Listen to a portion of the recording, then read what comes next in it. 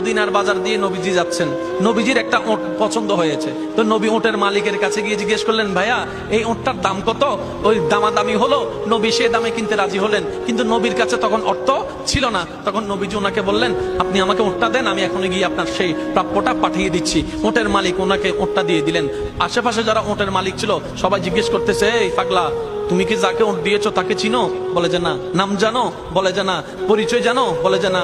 ঠিকানা জানো? না। তো তুমি যে ওটটা দিয়ে দিলা, উনি যদি ওটার টাকাটা না ফাটায় তখন তো তুমি লসের মধ্যে চলে যাবা। সে ওটের মালিক বলে, এত সুন্দর নুরানি চেহারাওয়ালা কখনো বাটপার হতে পারে না, কখনো চিটার হতে পারে না, কখনো মিথ্যুক হতে পারে না। ওনার চেহারা দেখেই তো আমি ওট বিক্রি করার আগে মনটাই বিক্রি করে দিয়েছি, মনটাই বিক্রি করে দিয়েছি, মনটাই বিক্রি করে দিয়েছি। তোমরা যাই বলো, আমার মন বলে উনি আসবেই আসবে, টাকাটা পাঠাবে পাঠাবে। এই কথা বলতে না বলতে কিছুক্ষণ পরে নবীজির একজন সাহাবা এসে বলছেন, একটু আগে একজন ওট নিয়ে গিয়েছেন কাছ থেকে, ওটের মালিকটাকে একটু দেখতে চাই। উনি বলেন যে আমার থেকে। তো উনি বললেন, আমাদের নবী আপনার থেকে ওটটা নিয়ে গিয়েছেন, ধরেন ওটের টাকাটাও দিয়েছেন, আপনাদের খাবার জন্য কিছু খেজুরও হাদিয়া পাঠিয়েছেন, খেজুরও হাদিয়া পাঠিয়েছেন। ওই ওটের মালিক বলে, ভাইয়া টাকাটাও রাখেন, খেজুরটাও রাখেন, আগে আমাকে ওনার কাছে নিয়ে যান। আমি ওট বিক্রি করি নাই, আমার দিলটাই বিক্রি করে দিয়েছি। ওনার চেহারা মোবারক দেখে আমার মনটাই পাল্টাই গিয়েছে, আমি কালিমা পড়ে মুসলমান হয়ে যেতে রাজি আছি। সুবহানাল্লাহ।